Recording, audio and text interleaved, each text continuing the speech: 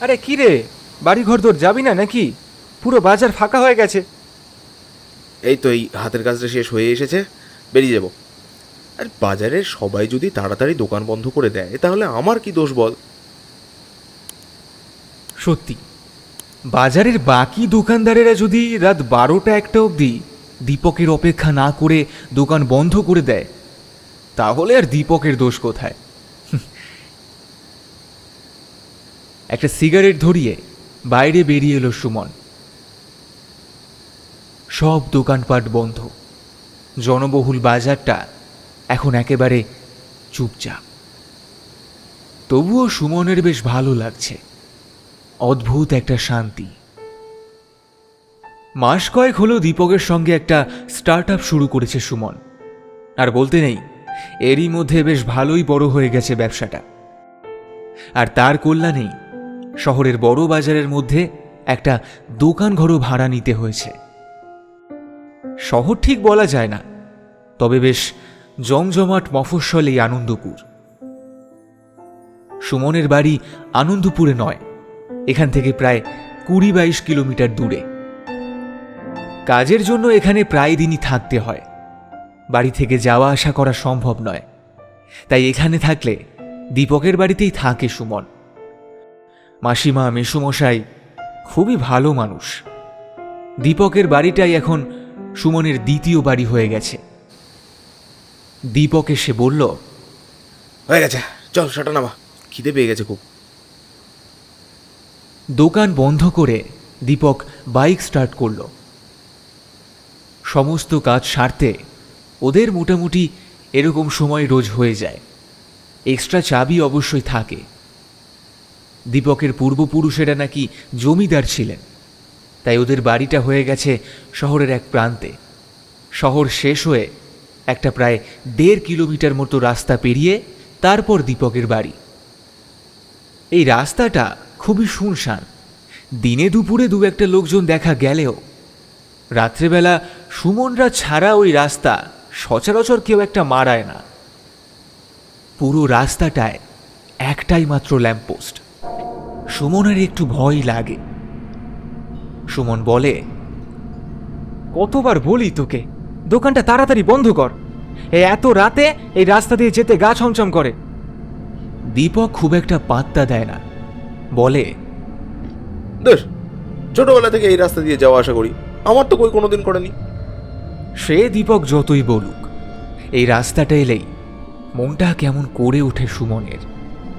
এই যেমন আজকেও মনে হচ্ছে রাস্তার দুই পাশে মাঠ আর ঘন জঙ্গলের ভেতরে কেউ চুপচাপ ওদের ওপর নজর রাখছে। বসে বসে এইসবই ভাবছিল সুমন। হঠাৎ হেডলাইটের আলোয় চোখিতে একটা ভয়ঙ্কর মুখ দেখতে পেল সে। রাস্তার মাঝে একটা পাগল উদয় হয়েছে, আর এমন মুহূর্তের মধ্যে মাঝ রাস্তায় চলে এসেছে যে দীপকও ভ্যাবাচ্যাকা খেয়ে অ্যাক্সিডেন্ট করে আর কি। তাও শক্ত হাতে পাগলটাকে কাটিয়ে নিল দীপক।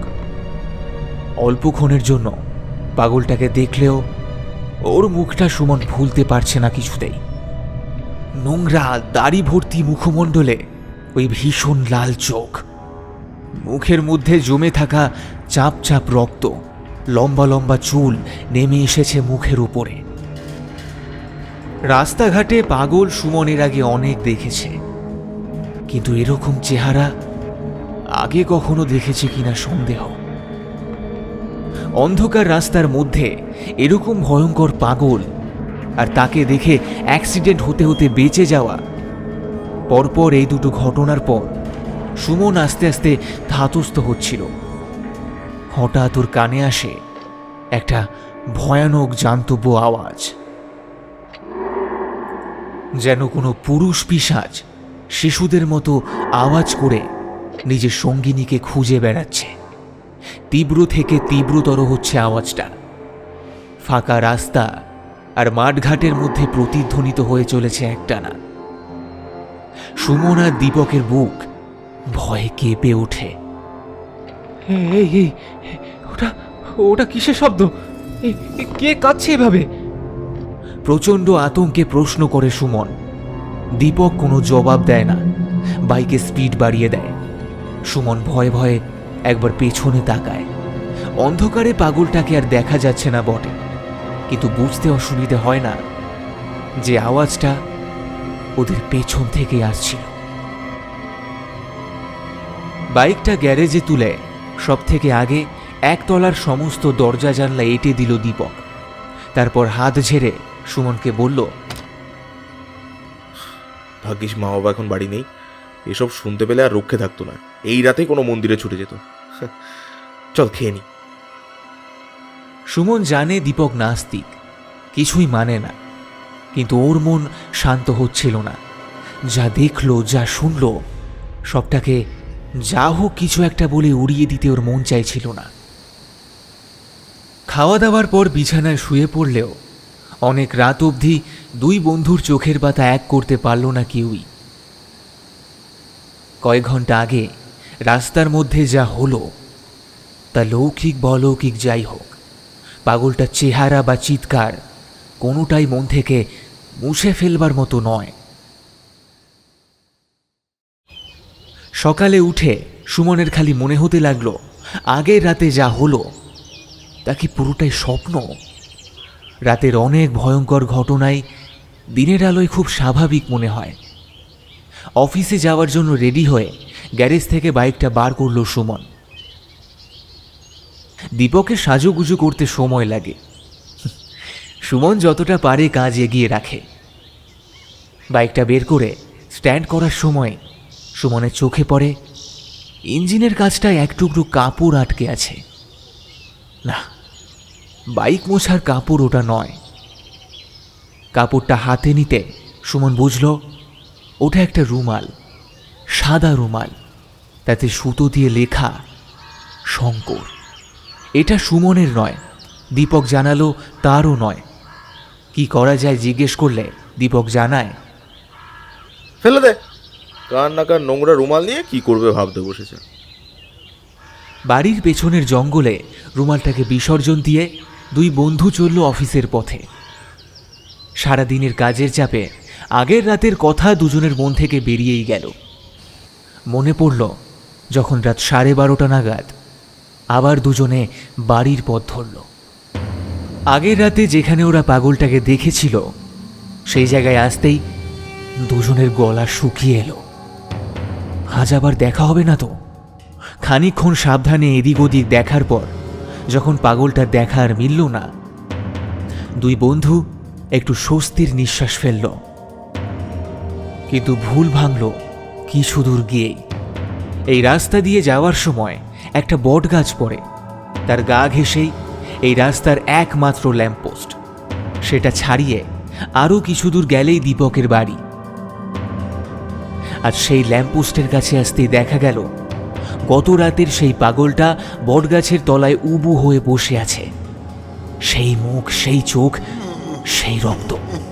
দীপকদের দেখেই আবার আগের রাতের মতো পৈশাচিক কান্না শুরু করল সে। দুই বন্ধুর বুকের রক্ত জল হয়ে গেল।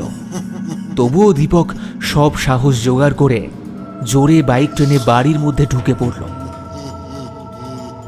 আজ একতলার সঙ্গে দোতলারও সব জানলা দরজা বন্ধ করে দিল দুজন। তারপরেও সেই পাগল পিশাচের কান্না দেওয়াল ভেদ করে ঘরের মধ্যে এসে ঢুকছে। সুমন বলল, কি হচ্ছে বলতো? পাগলটার আমাদের ওপর কিসের রাগ? দীপক খানিকক্ষণ চুপ করে বলে উঠল, তোকে সব বলেই দিই, আর লুকিয়ে লাভ নেই। দুদিন আগের ঘটনা, তুই তখন তোর বাড়ি গিয়েছিলি। আমি রাত 12টার দিকে বাইক নিয়ে বাড়ি আসছিলাম। সেদিন একটু বেশি নেশা করে ফেলেছিলাম। পাগলটা হঠাৎ রাস্তার মাঝে চলে এসেছিল, আমি সামলাতে পারিনি। ধাক্কা লেগে দুজনেই উল্টে যাই। আমি উঠে বাইকটা নিয়ে বেরিয়ে যাই। পাগলটাকে আর দেখার প্রয়োজন বোধ করিনি। পরের দিন জানতে পারি আমার বাইকের ধাক্কাতেই পাগলটা মারা গিয়েছিল সেদিন। সুমনের মুখ দিয়ে কোনো কথা সরে না। কোনো মতে বলতে পারে, মানে আজ আর কাল আমরা যাকে দেখলাম। দীপক ঢোক গিলে বলে, হয়তো হয়তো ও বদলা নিতে এসেছে। দুজনে তারপর অনেকক্ষণ ভাবনা চিন্তা করে শেষ পর্যন্ত ঠিক হয় পরশু সকালে দীপকের মা বাবা ফিরে এলে সব জানানো হবে ওদের। তারপর মন্দির ওঝা যা খুশি হবে হোক, তার আগে দুজনের কিছুই করার নেই। পরদিন রাতে ফেরার পথে দুই বন্ধুরই বুকের ভেতরে হাতুড়ি পড়ছে। আজ আবার কি হবে কে জানে, কোনো মতে আজকের রাতটা কাটলেই হয়। সারা রাস্তা নির্বিঘ্নে আসার পর বাড়ির সামনে এসেই আচমকা ব্রেক মারে দীপক। দুই বন্ধুর নিঃশ্বাস বন্ধ হয়ে যায়, বুকের রক্ত বরফ হয়ে যায়। ওরা দেখে আজ সেই পাগলটা দাঁড়িয়ে আছে দীপকের বাড়ির দরজা আগলে। আজ সে আরো হিংস্র, আরো বেশি আগুন ঝরছে তার চোখ দিয়ে, মুখ দিয়ে টপ টপ করে পড়ছে রক্ত। দুই হাত উঁচিয়ে বীভৎস দৃষ্টিতে দেখছে দুই বন্ধুকে। খোলা মুখ থেকে বেরিয়ে আসছে সেই পৈশাচিক চিৎকার। আজ আর নিস্তার নেই। এতদিন দূর থেকে ভয় দেখিয়েছে, আজ একেবারে বাড়ির সামনে। হঠাৎ চিৎকার করতে করতে পাগলটা ছুটে আসে ওদের দিকে। বাইক ফেলে রেখে দীপক আর সুমন ছুটতে শুরু করলো, কিন্তু কিছু দূর যেতেই ওরা বুঝতে পারল পাগলটা ওদের তাড়া করছে না। ওরা ঘুরে দাঁড়িয়ে দেখে সেই পাগল পিশাচ উন্মাদের মতো দীপকের বাইকটা নিয়ে পড়েছে। বাইকটা শতচ্ছিন্ন করে কিছু একটা খুঁজতে চেষ্টা করছে, কিন্তু পাচ্ছে না। আর যতই পাচ্ছে না ততই তীব্র হচ্ছে ওর চিৎকার। সুমনের এসব দেখে হঠাৎ মনে পড়ে যায় আগের দিনের দেখা সেই রুমালটার কথা, বাইকে আটকে ছিল। ও কি সেটাই খুঁজছে? মনে হওয়া মাত্র সুমন ছুটে গেল বাড়ির পেছনের জঙ্গলে। ফ্ল্যাশ জেলে খুঁজে খুঁজে উদ্ধার করলো সেই রুমাল। সেটা নিয়ে এসে ছুঁড়ে দিল ওই পাগলটার দিকে।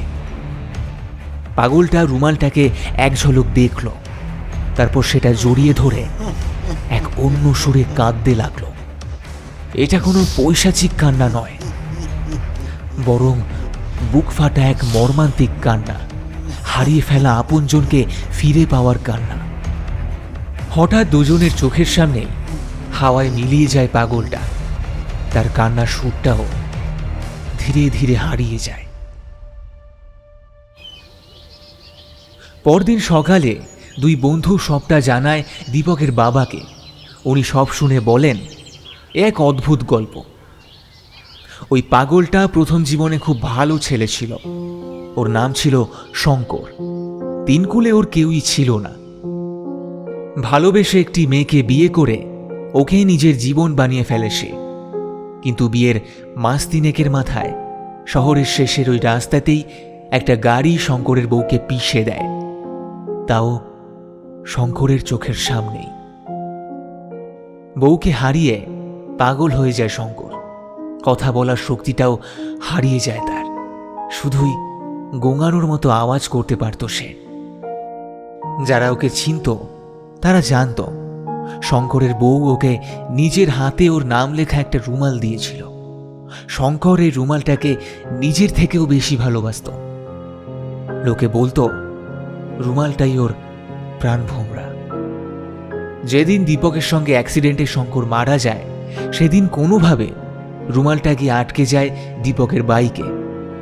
আর তারপর থেকে শুধু ওই রুমালটা ফেরত পেতেই বারবার কাঁদতে কাঁদতে শঙ্কর ছুটে আসতো দীপক আর সুমনের কাছে। এই ঘটনার পর থেকে দীপক আর সুমনের সঙ্গে শঙ্করের আর দেখা হয়নি। তবে ওরা এখনো মাঝে মাঝে ভাবে, ভালোবাসা, টান এসব কি মৃত্যুকেও হার মানায়? কিছু কিছু জিনিস কি বিশ্বাস আর তর্কের থেকেও অনেক উপরে?